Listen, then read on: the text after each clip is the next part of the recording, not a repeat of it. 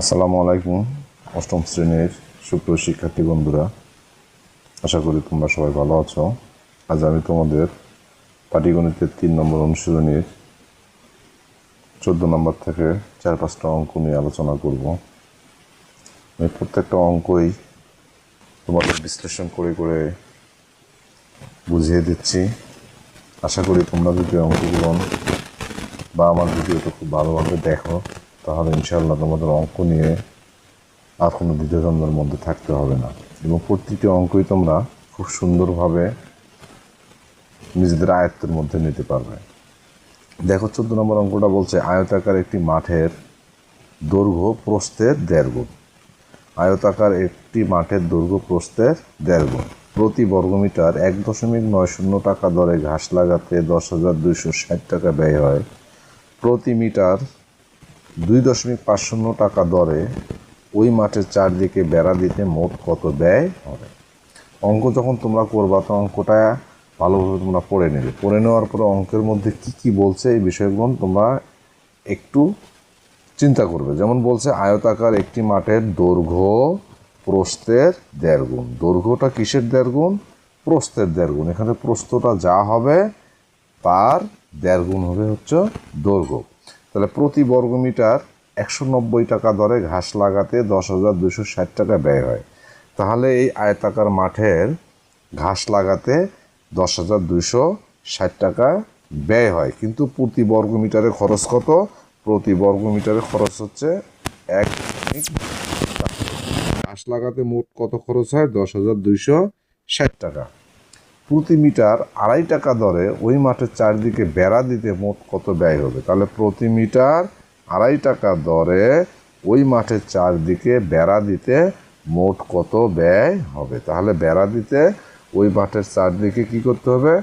কত ব্যয় হবে? তাহলে আমরা প্রথমে কি করব? আয়তাকার মাঠের দৈর্ঘ্য প্রস্থের 1.5 গুণ দেওয়া আছে, তাহলে আমরা প্রস্থটাকে ধরে নিব এবং আয়তাকার মাঠের ক্ষেত্রফল আগে নির্ণয় করব। তাহলে প্রস্থটা ধরে নিয়ে আয়তাকার মাঠের দৈর্ঘ্যটা নির্ণয় করে তারপরে আমরা কি করব? আয়তাকার ক্ষেত্রটির ক্ষেত্রফল আমরা নির্ণয় করব। তারপর ক্ষেত্রটির আমরা কি করব? পরিসীমা নির্ণয় করব। ক্ষেত্রটির এই কারণেই পরিসীমা নির্ণয় করব, যেন প্রতি বর্গমিটারে কত টাকা দরে মাঠের চারদিকে বেড়া দিতে কত খরচ হয়, সেই জন্য আমরা কি করব? পরিসীমা নির্ণয় করব। তাহলে বেড়া দেওয়ার ব্যয়টা আমরা এরপর নির্ণয় করব। তাহলে মনে করি আয়তাকার ক্ষেত্রটির কি প্রস্থ হচ্ছে ক মিটার। বলছে যে দৈর্ঘ্য প্রস্থের দ্বিগুণ এবং দৈর্ঘ্য কি 1.5 গুণ 1.5 কি মিটার। এটা সমান আমরা কি পাই? 1.5 ক মিটার। এটা আমরা নির্ণয় করলাম। দৈর্ঘ্য এবং কি করলাম? প্রস্থটা ধরে নিয়ে আমরা দৈর্ঘ্যটা নির্ণয় করলাম। আয়তাকার ক্ষেত্রের ক্ষেত্রফল নির্ণয় করব। সুতরাং আয়তাকার ক্ষেত্রের ক্ষেত্রফল, আয়তাকার ক্ষেত্রের ক্ষেত্রফল, আয়তাকার ক্ষেত্রের ক্ষেত্রফল সমান কি? দৈর্ঘ্য গুণন প্রস্থ। দৈর্ঘ্য গুণন প্রস্থ। তাহলে দৈর্ঘ্য ছিল কি? 1.5 ক গুণন প্রস্থ হচ্ছে ক। উভয়টা আমরা ব্র্যাকেট ক্লোজ করে, এটাও মিটার এটাও মিটার, তাহলে কি হবে? বর্গ মিটার সমান 1.5 ক গুণ করলে হয় কি? ক স্কোয়ার বর্গ মিটার। তাহলে আমরা অঙ্কটা থেকে কি পাইলাম? প্রথমে প্রস্থ নির্ণয় ধরে নিলাম, ধরে নেওয়ার পরে দৈর্ঘ্যটা নির্ণয় করলাম। এরপরে আমরা কি করছি? আয়তাকার ক্ষেত্রের ক্ষেত্রফল নির্ণয় করছি। 1.90 টাকা ব্যয় হয় প্রতি বর্গমিটার। প্রতি মানে 1, তাহলে 1 বর্গমিটারে, 1টি বর্গমিটারে। এখন দেখো, সুতরাং 1 টাকা ব্যয় হতে কম হবে 1/1.90 বর্গমিটার। তাহলে মোট খরচ কত হয়? 10,260 টাকা। 260 টাকা ব্যয় হয় কত বর্গমিটারে? বেশি হবে 1.90 গুণন 10,260 বর্গমিটার। এখন আমরা এটাকে কি করব? কাটাকাটি করে নিব। এভাবে কাটাকাটি করে নিব। এখানে নিচে দশমিক আছে, যে কারণে নিচের দশমিকটা উঠে যাবে। 10,260 190, এই দশমিকের জন্য নিচের দশমিকের জন্য উপরে একটা 1, দশমিক পরের সংখ্যা হচ্ছে দুইটা।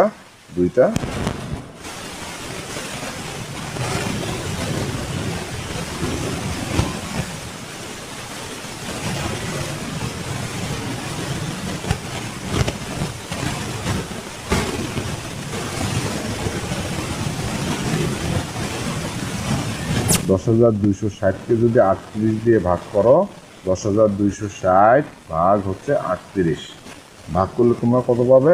270 পাবে। কত পাবে? তোমরা এখন 20 গুণন করো, তাহলে 270-এর সাথে 20, তার সাথে 1 গুণ করো।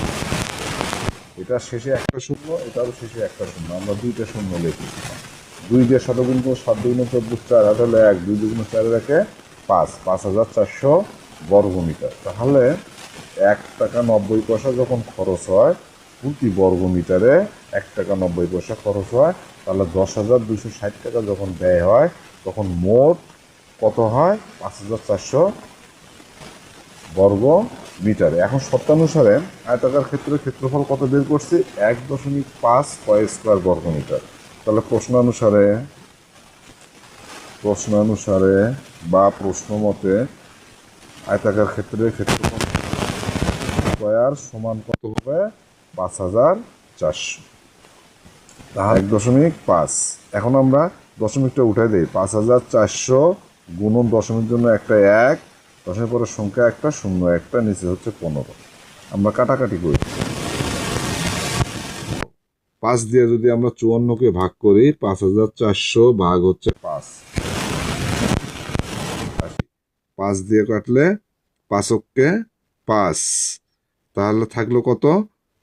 নামে আসলো 4, 4-এর পরে একটা শূন্য নিলে এখানে একটা শূন্য বসবে। 5 আসতে কত? 40, লাস্টে শূন্য। তাহলে 1080-কে যদি আমরা আবার 3 দিয়ে 360, কত হয়? 360। এইভাবে তোমরা কি করি? 10 দিয়ে গুণন করি, সমান কত হয়? 3600। সমান কত হয়? 3600। তাহলে বা স্কয়ার সমান কি পাইলাম আমরা? 3,600। কয় স্কয়ার সমান কত পাইলাম আমরা? 3,600। এখানে কয় স্কয়ার, তাহলে বা কয় ইকুয়াল টু, এখানে স্কয়ার উঠে গেলে অপর প্রান্তে যা রুট ওভার হবে 3,600। সুতরাং কয় is equal to 3,600 root over কত হয়? 3,600 যদি আমরা রুট ওভার করতে যাই তাহলে আমরা পাচ্ছি হলো 60। 3,600 রুট ওভার করলে কত হয়? 60। তাহলে এখানে ক সমান কি ধরছিলাম আমরা? প্রস্থ। অতএব প্রস্থ কি হবে? 60 মিটার হবে। অতএব প্রস্থ কত? 60 মিটার। অতএব প্রস্থ কত? 60 মিটার। সুতরাং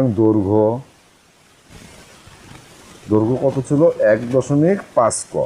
1.5 ক মিটার। 1.5 ক মিটার। তাহলে আমরা 1.5 গুণন 60 কয়ের মান বসাই। কি করলাম? কয়ের মান বসালাম। এখন 1.5-এর সাথে আমরা কি করব? 60-কে গুণ করে নিব। যদি 60-কে গুণ করে নেই তাহলে আমরা কত পাই? 90 মিটার। তাহলে ওই আয়তাকার ক্ষেত্রের কি ছিল? প্রস্থ ছিল 60 মিটার, আর দৈর্ঘ্য কত বের করলাম? 90 মিটার। এখন মাঠটির চারদিকে বেড়া দিতে বলছে। মাঠটির চারদিকে বেড়া দিতে হলে তার কী করতে হবে? প্রথমে পরিসীমা বের করতে হবে। তাহলে মাঠের চারদিকে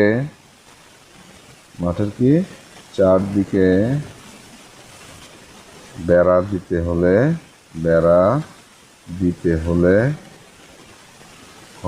পরিসীমা নির্ণয় করতে হবে। কি করতে হবে?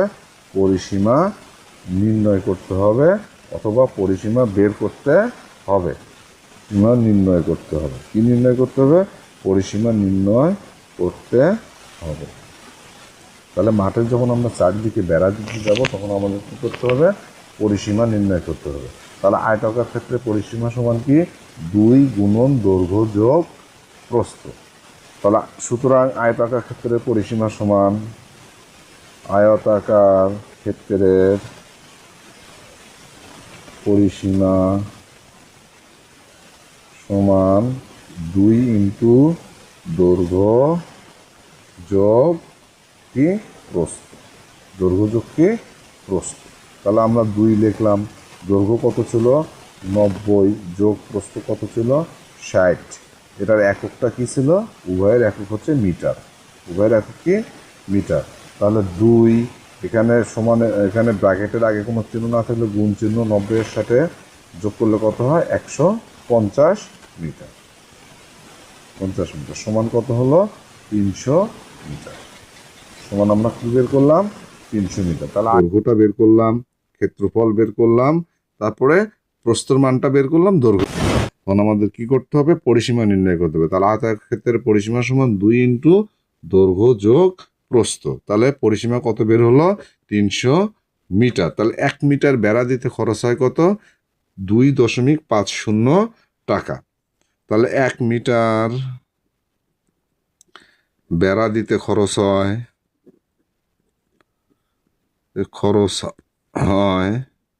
2.50 টাকা। সুতরাং মোট পরিসীমা কত 300 মিটার। তাহলে 300 মিটার বেড়া দিতে খরচ হয় 2.50 গুণন কত হবে 300, বেশি হবে। তাহলে বেশি হলে এখন আমরা গুণন, যদি আমরা গুণন করি তাহলে 750 পাই। কত পাই 750। তোমরা গুণনটা করে নিবে, গুণনটা কীভাবে করবে, দশমিকের গুণনটা আমি তোমাদের, তাহলে আমরা কত পাইলাম 750 টাকা। যদি তোমরা গুণন না পাও আমি একটু দেখাই দিচ্ছি।